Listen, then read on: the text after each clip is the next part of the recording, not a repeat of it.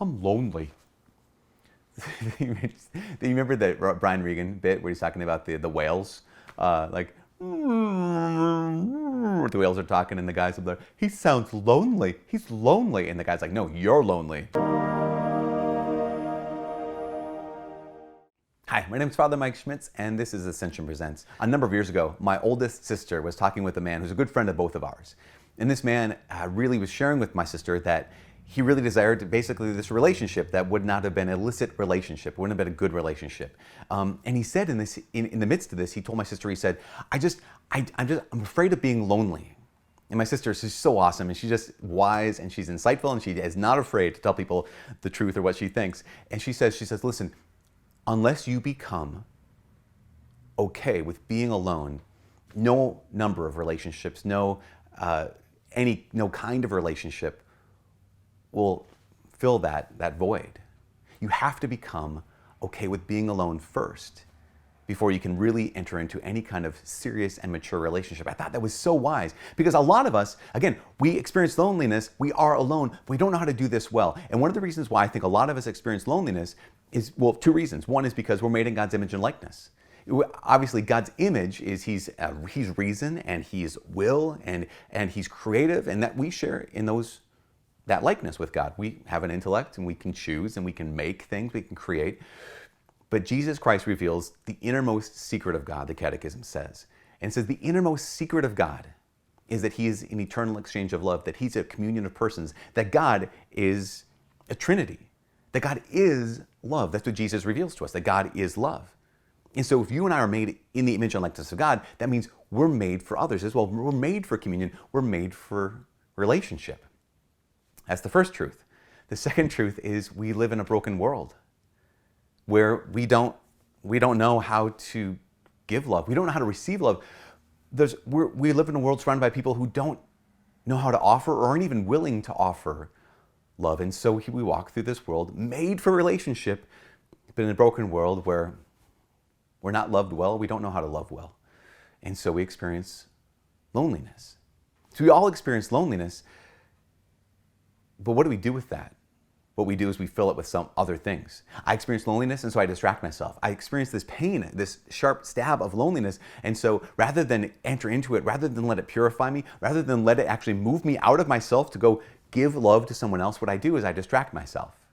And so I watch TV, or I watch Netflix. Can I get an amen, anybody? Or I watch, some people turn to alcohol, or they turn to gossip, or they turn to being a busybody, they turn to overwork, they turn to something.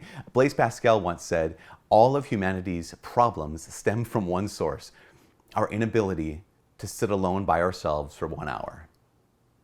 Think about that. If you just turned off all sources of stimulation, all sources of distraction, could you just sit in a room by yourself doing nothing for 1 hour and be content?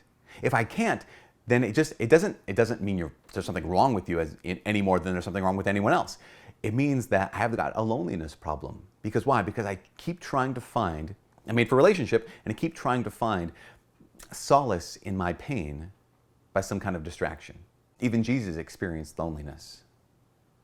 I mean, think about this. Even God, made for relationship, God, not made for relationship, God who is relationship, Jesus Christ, there were times when He experienced incredible solitude, incredible isolation, and even incredible loneliness, where there were times when the people that He trusted the most and He loved the most and loved Him the most weren't there for Him in the Garden of Gethsemane. There were times when He had to go on a journey where no one else could accompany Him. Jesus experienced incredible loneliness. But what did He do with it? He didn't run away from it.